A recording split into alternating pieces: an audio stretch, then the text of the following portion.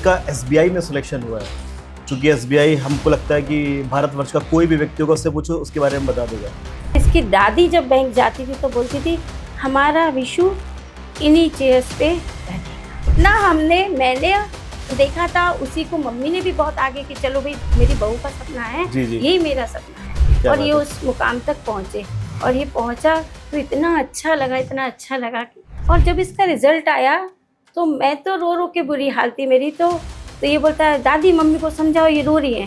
बोलती है नहीं बेटा ये खुशी के आंसू है, और खुद भी रो रही थी। मेरी जब शादी पक्की हुई तो मैंने इनके सामने एक ही शर्त रखी थी कि मैं जॉब करूंगी। सपना देख लिया था कि बैंक में जाना है इसको। तो वो जो इसको लाइन में लेके आए आप लोग, और आप लोगों ने इसको जो अच्छा मतलब गाइडेंस दी है, तो आप लोगों की मेहनत के बिना ये चीज संभव नहीं थी।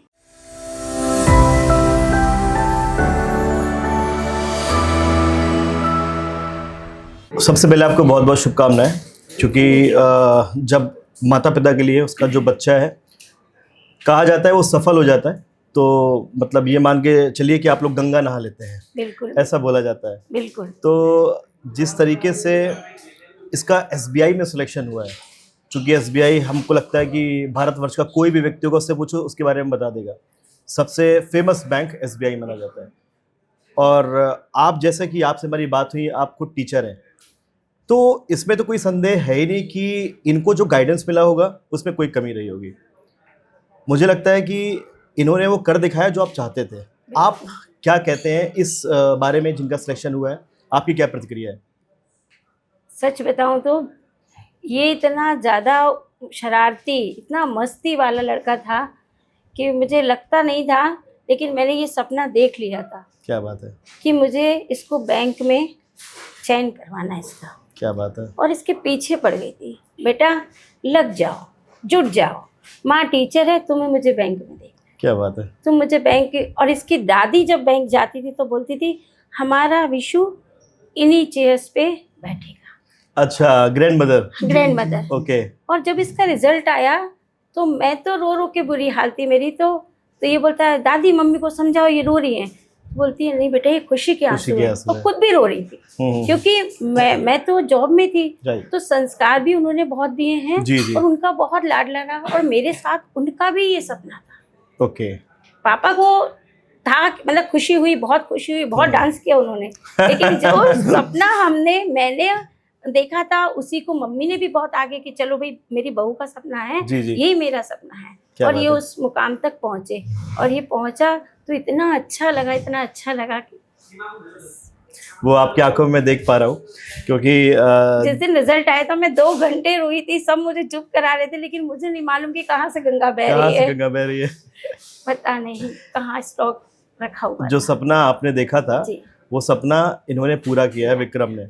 और जैसे कि आपने बताया शरारती है। देखिए क्या होता है कि एक समय तक इंसान शरारत करता है और थोड़ा शरारती रहना जरूरी भी है। 12 तक रहा है, बहुत मार खाई है इसने मुझसे।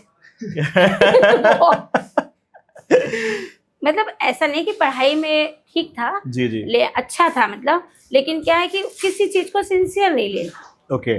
मैंने कहा बैंक में यदि तुम्हें जाना है तो सिंसियर होना ही पड़ेगा, तभी तुम जा पाओगे। फिर ये हुआ, इसमें बहुत चेंजेस है।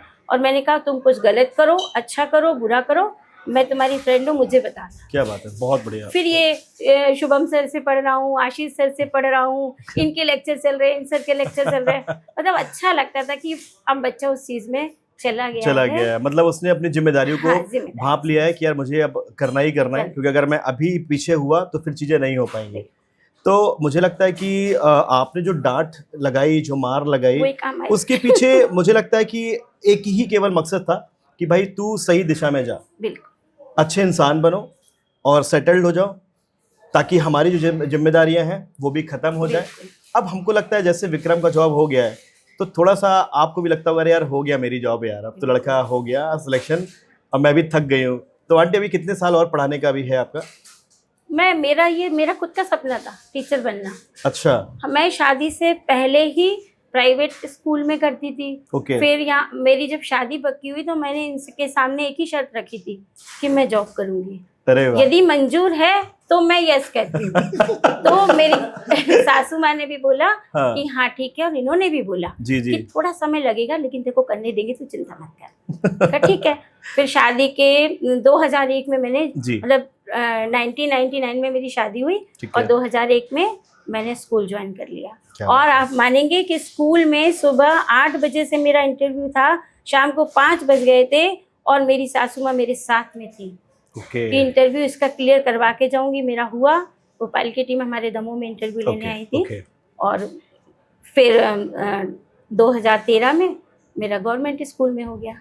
क्या बात है, बड़ा अच्छा लगा, मतलब ये तो फ्लैशबैक ये में मेरा जा सपना करके था, तो मैं इसको छोड़ूंगी नहीं।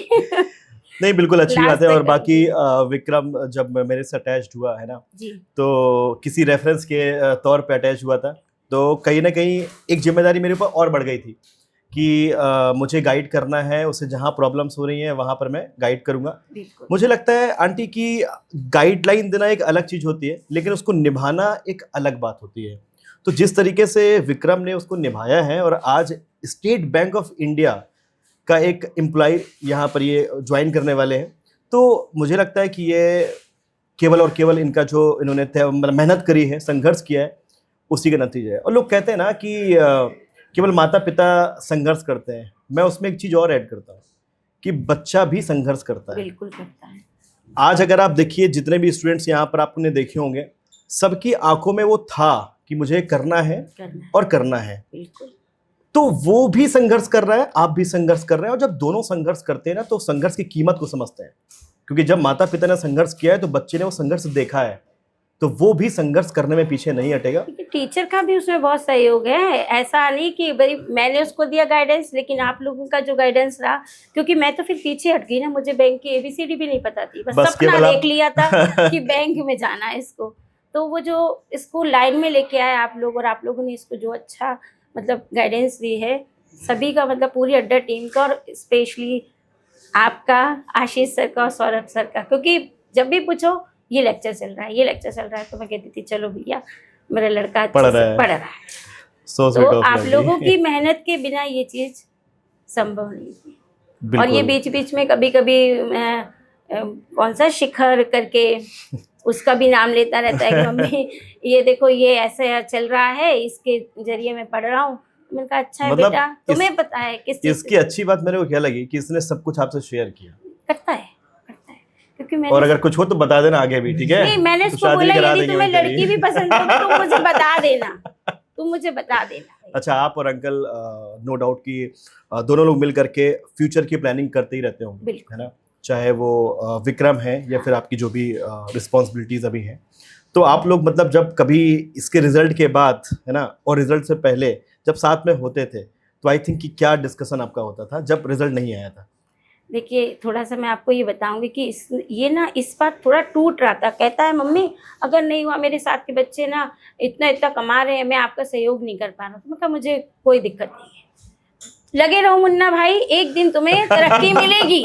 मैं इसको हमेशा यही कहती थी। जी जी जी। मैंने इसको कभी टूटने नहीं दिया। हालांकि कभी जब नहीं होता था, फ्री होता था, मेंस नहीं होता था, अंदर से मुझे भी लगता था, लेकिन मैं इसको कभी नर्वस नहीं हूँ। पापा भी कहते थे कोई बात नहीं, नेक्स्ट में हो जाएगा। मैं कहता हूँ हो जाएगा, होना मतलब होना। और जब इसका रिजल्ट आया था तो इसके पापा का डांस देख के तो मैं पागल ही हो यार, वो वीडियो बनानी थी ना यार। वो समय ऐसा था कि कुछ मत पूछो सर। मतलब वो वीडियो मतलब मुझे देखनी है। आज अगर आप लेकर आते तो वो भी साथ में हमारा डांस करते। असल में क्या, हमारी ना सासू माँ की तबीयत खराब है, तो वो डिपेंड है हम लोगों पे। Okay okay okay. तो नहीं, सबसे बड़ी बात ये कि विक्रम को, जैसा कि उस दिन हमारी जब जूम मीट में बात भी हुई थी, सो आपने कहा था ठीक है मैं आऊंगी, है ना, करके, तो फिर आप आ गई, हमारे लिए बड़ी बात है। मैं कह रही थी इसको कि तू चला जा, मैं नहीं जाती। नहीं, थोड़ा मजा, थोड़ा सा बोला नहीं मम्मा आप चलो ना, इसके अलावा फिर कब मौका मिलेगा, मैं सीट पे बैठूंगा, मैं अपना काम करूंगा। आप बाकी पेरेंट्स को क्या मैसेज देना चाहते हैं? ये है कि अपने बच्चों पे विश्वास करो और अपने बच्चों को गाइडेंस देते रहो अच्छी, और बस उनकी अगर वो फेलियर उसमें जाते भी हैं तो उनको आप यही दो कि भाई आप लगे रहो, आप करते रहो, आपको कामयाबी मिलेगी। राइट।